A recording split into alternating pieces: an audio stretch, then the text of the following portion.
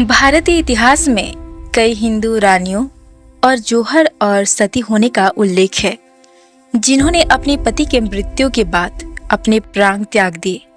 लेकिन आज के इस वीडियो में हम आपको एक ऐसी मुस्लिम शहजादी की कहानी बताने जा रहे हैं जो एक हिंदू ब्राह्मण के लिए सती हुई और बन गई हिंदुओं की कुलदेवी। यह कहानी है 15वीं सदी के मांडू सल्तनत की, जो आज के मध्य प्रदेश के धार जिले में थी। इस सल्तनत के सुल्तान थे नसरुद्दीन खिलजी। इसी मांडू सल्तनत के अंतर्गत आता है मनावर का खित्र, जहां तेजी यानी टैक्स वसूली का जिम्मा था गोविंदराम मंडलोई का, जो सुल्तान नसरुद्दीन खिलजी के लिए काम करते थे, जिनका काम था मनावर खित्र का सारा टैक्स जमा करना और सुल्तान के खजाने में जमा करना। एक दिन गोविंदराम टैक्स के पैसे लेकर जंगल के रास्ते जा रहे थे, तभी दो शेरों ने उन पे हमला कर दिया। वीर गोविंदराम खजाना छोड़कर भागे नहीं, बल्कि दोनों शेरों को भगाने के बाद खजाना को लेकर सुल्तान के दरबार पहुंचे। जल्द ही गोविंदराम की वीरता का यह किस्सा सुल्तान नसरुद्दीन तक पहुंचा। गोविंदराम के इस वीरता के लिए सुल्तान ने उसे सम्मानित भी किया। यही वह अवसर था जब शहजादी जीतुनिसा गोविंदराम को पहली बार देखा। जीतुनिसा के मन में उमड़े प्यार की खबरें चारों तरफ फैलने लगी। जब सुल्तान नसरुद्दीन को भी यह बात पता चला तो बेटी को बहुत समझाया, लेकिन प्यार में पड़ी जीतुनिसा ने कुछ भी सुनने से इनकार कर दिया।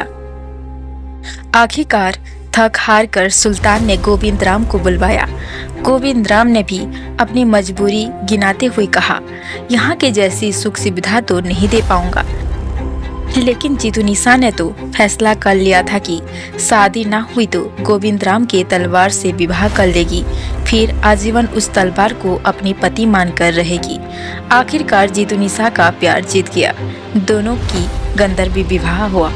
जीतुनिसा के विवाह के बाद उसका हिंदू नाम रखा गया बेसरबाई। लेकिन पुत्री मुँह में सुल्तान नसरुद्दीन ने विवाह से पहले कुछ शर्तें रखी थी कि विवाह के बाद भी जीतुनिसा महल में ही रहेगी। शहजादी ने भी यह शर्त स्वीकार कर लिया था। शादी के बाद भी वह सुल्तान के महल में रही।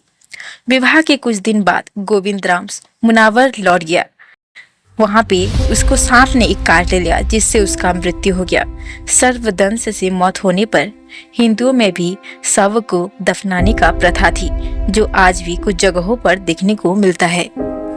जब गोविंदराम को दफनाया गया तो कुछ लोगों ने ये अफवाह फैला दिया कि मुस्लिम शहजादी से धर्म बदलकर शादी करने के कारण उन्हें दफनाया गया है। इसी बीच पति के मृत्यु की खबर बेसरबाई को मिली। बेसरबाई घोड़े पर सवार होकर मनावर पहुंची और सुलह श्रृंगार हुई सती होने के लिए चल दी। सब लोगों को जब यह बात पता चली तो उन्हें रोकने के लिए वहां पहुंचे। तब बेसरबाई ने गोविंदराम से हुए गंधर्व विवाह की बात बताई। बेसरबाई ने गोविंदराम के घर वालों को उनकी पगड़ी मांगी और मान नदी के किनारे पहुंची।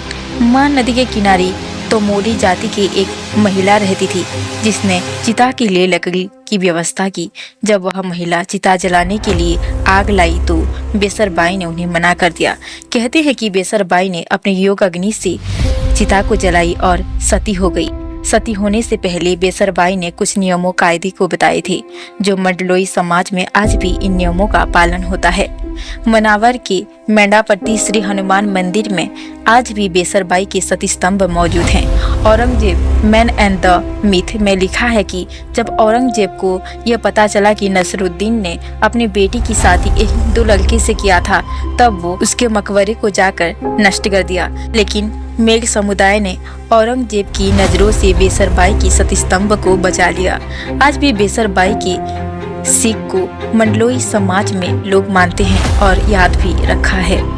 नवरात्र के महीने में बेसरबाई को गेहूं के हलवे और पूरी चढ़ाए जाते हैं और किसी भी मांगलिक कार्य की शुरुआत होने से पहले कुलदेवी के रूप में उन्हें आमंत्रित भी किया जाता है।